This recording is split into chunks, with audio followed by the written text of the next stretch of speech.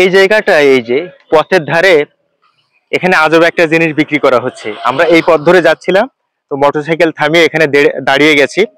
এটা আমরা দেখবো যে আসলে কি তৈরি করা হচ্ছে, আর এটা আমরা খাবো।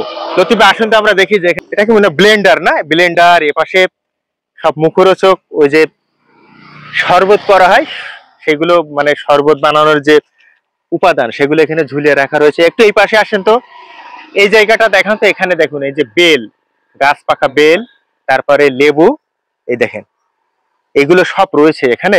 তাহলে এখানে মূলত কি শরবত তৈরি করা হয়, তাই তো? এই যে এই ভাই, এই পাশে ভাটা রয়েছে আর এই পাশে বাঁকড়া ঝিকরগাছা রোড। এখানে ইনি এই যে খুব সুন্দরভাবে দোকান সাজিয়ে শরবত তৈরি করেন।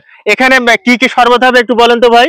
এটা আখের গুড়, মধু, সেলাইন, কমলা লেবু, তুকমাদানা, কাগজ লেবু, বেল, এই দিয়ে শরবত হবে।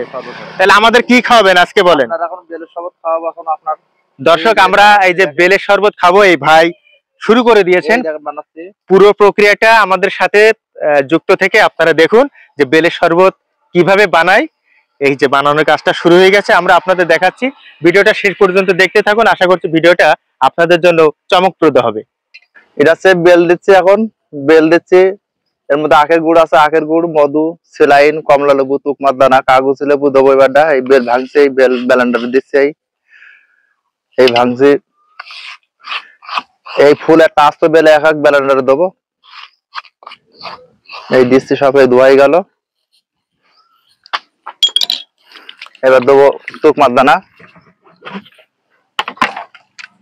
এটা হচ্ছে তুকমাদানা। হ্যাঁ, এই যে তুকমাদানা দিলাম, এই তুকমাদানা দিলাম। দুবাই গেলে এবার এর মধ্যে একটা ট্যাঙ্ক দিচ্ছি, দুই পিস কেটি, 2 পিস এই ট্যাঙ্ক দিলাম কেটি।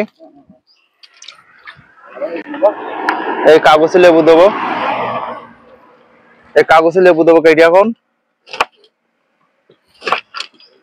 দিচ্ছি কাগজে লেবু। ওটা কি মেশিন বলে নাকি? এটা হচ্ছে লেবু চাপা মেশিন। এটা লেবু চাপা মেশিন। এই লেবু চাপি দিচ্ছি। তিতে টিতে লাগবে না তো? না, তিতি লাগবে না।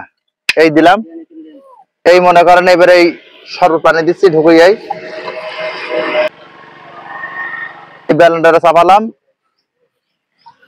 এই ঢেকে দিলাম। এই শরবত তৈরি হয়ে যাবে বেটা।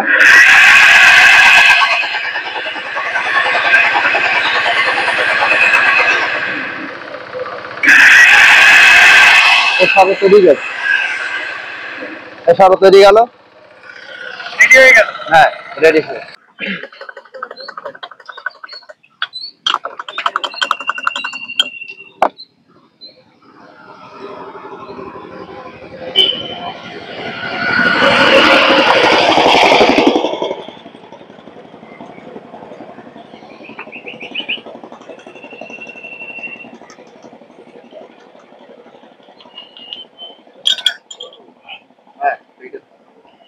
আমাদের জন্য শরবত রেডি হয়ে গেছে। এখন এটা খাবো, তারপরে বলবো যে এটা আসলে কেমন হলো। বিসমিল্লাহির রহমানির রহিম।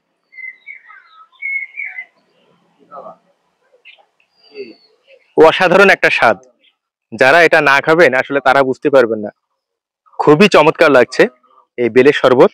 আপনারা সময় করে একদিন এই যে ঝিকরগাছা বাঁকড়া রোডের ঠিক হাজিরবাগ যে গার্লস স্কুল অ্যান্ড কলেজ, তার পাশেই ইটভাটার পাশে এখানে মুখরোচক শরবত বিক্রয় করা হচ্ছে। সময় করে আপনারা একদিন আসতে পারেন এই বেলের শরবত খেতে।